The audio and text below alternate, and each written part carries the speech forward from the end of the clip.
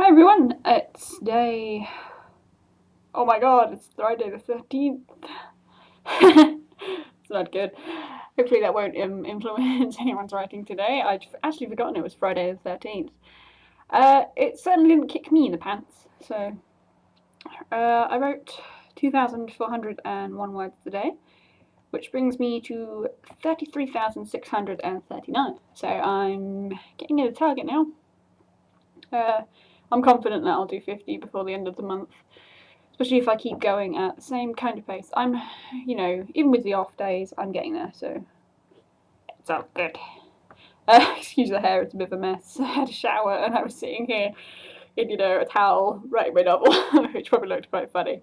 Thankfully, I remembered to change before I did my video. And there's a cat trying to get into my room, so if you can hear scratching, that's what that is. Just being a pest. Go away! Anyway, pesky cats aside, I had a short CD on today. It actually ran out before I finished writing. It was only about half an hour long, and it was Blade 2. Can't see that very well because it's a white case. If you are really, really passionate about writing, and you can't write with songs, or, don't like to, I really do suggest hunting down TV and movie CDs, the scores, the instrumental music, because they can be so freaking helpful. Seriously, I have so many of them. I have a lot on my iPod as well, so if I've got my earphones in, I can just put on a certain movie or TV soundtrack or whatever and just go with it. But yeah, it's so good. But yeah, that one was quite short today, so I was writing in silence for a while because I'd gotten into a bit of a flow and I couldn't be bothered to reach over and push play again. What did I do? I skipped about another day, so we had about a week. I still haven't decided when the full moon is. I should probably do that, because if there is one in the story, then that will affect Cole quite a bit, because he'll transform involuntarily and go a bit wild, as it were. I could have fun with that, though. Yes, Cole is summoned. Very official. Downstairs at his room, by not only one alpha, but both. He's not worried at all, he's off the hook for stepping in that trap. It was never really his fault anyway. But yeah, he goes downstairs to one of the reception rooms. I might have to change the wording on that. I'm not sure if that's a word I actually want, but I went with it. Because obviously I'm on a time limit today because I have to work at 5. Yeah, and Tafari is standing outside. He's kind of like the doorman.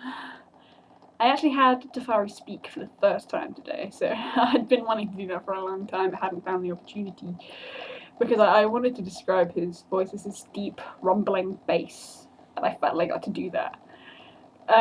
Obviously I've gone with the actor's voice, and the actor I cast as Tafari is Michael Clark Duncan, who has a very deep voice. He has a very deep rumble, it's unmistakable, it's very distinctive. I really like Tafari, actually.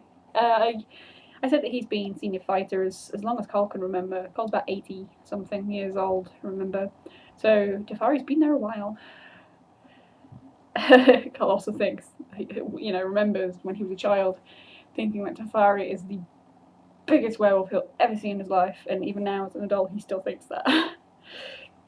Yeah, anyway. He goes into the room after Tafari. He and Tafari exchange pleasantries in the form of just names. And Aswitha and Gareth are inside. Aswitha has her arm is still bound in a dressing, but it's okay now. It's healing. She's on her way. She's on the mend. And Gareth basically announces that the human that they captured has taken ill, according to the guards, and he needs to be interrogated before it's too late.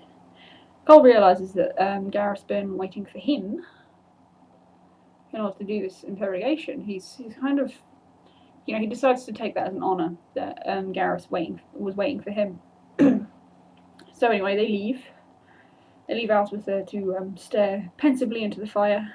Not quite sure what she's doing. She's just staring at the fire. And they go to where the human is locked up. He's just locked in a room. There's nothing dark and awful going on there. okay, he is crumpled in the corner with a broken leg, a badly broken leg. He's obviously, he's feverish, and basically, I imagine that the bone is broken inside the body, so Cole figures out very quickly that the leg is a lost cause, and the man is very, very ill as a result of his injury. He's also very, very, very terrified. Cole and Gareth go into the room, and the man is just, beside himself with fear, basically. What follows is Gareth basically saying, "Do you know who I am?" Man nodding. "Do you know who my companion is? Do you recognise my companion?" Man says no. He doesn't say anything, actually, he just shakes his head. Kind of like a, what?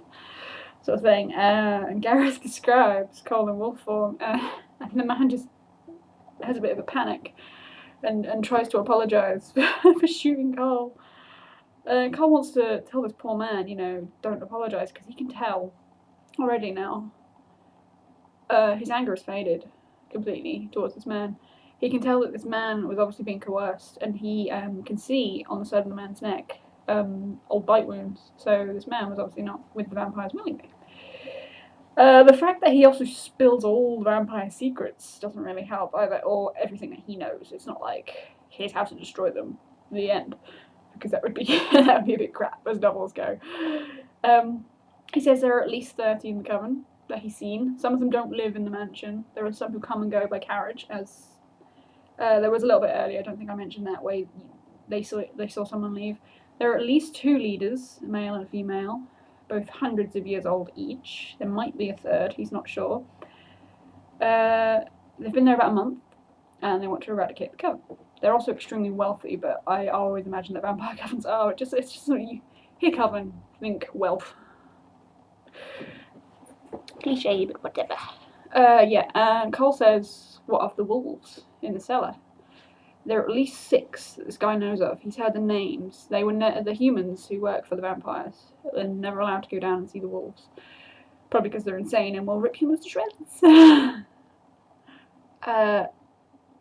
And the man comes out with, they want more. Insert dramatic music here, because, Cole puts 2 and 2 together and comes out with a nice round 4 straight away. Smart guy. They want to wipe out the coven, and they want more werewolves. We're all clever people. I haven't made it that mysterious. We can put the pieces together. So yeah, Cole is so disturbed by this knowledge he actually feels sick standing there. Gareth has promised this man that if he spills the secrets, basically he will end his suffering for him. And he says, I will honour that promise. And he looks back at Cole. Cole just kind of looks down at Gareth, and then realization dawns and he shakes his head, gives a quick no, and then Gareth breaks the man's neck,